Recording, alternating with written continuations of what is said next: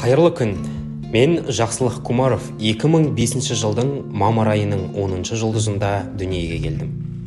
Жалпы мамандық таңдау ол өміріңіздің бір кірпішін дұрыс қалау. Сол кірпіш қалай қаланса, ары қарай қалған кірпіштер де солай қаланады. Менің таңдауым есеп және аудит. Бұл мамандықты таңдау себебім бала кезімнен математика пәніне деген қызығушылығым түрткі болды.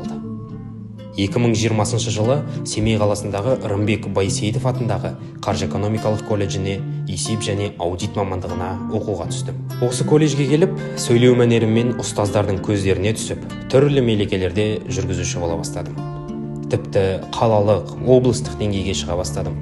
Сонымен қатар бала кезімдегі арманым орындалып, қанша жылғы еңбегім ақталып, республикалық абай оқуларының жеңімпазы атандым. Өзім арнаулар жазып, облыс әкімінің алғыс хатына ие болдым. Осы жетістіктерім үшін Рымбек Байсейітов атындағы Семей Қаржы экономикалық колледжіне үлкен алғысымды білдіремін. Себебі бұл колледжде өзімнің математикалық қабілетімді ғана дарытып қоймай, өзімді басқа қырларымнан тани бастадым. 2020 жылдың 5 мамырында батыр түлектерімізді насихаттау мақсатында Айткеш Ибраев атындағы ерлік насихат ұйымын құрдым. Еліміздің болашағы жастардың қолында. Сондықтан да барлығымызды отанымыз үшін бірігіп, жұмылып, еңбек етуге шақырамын.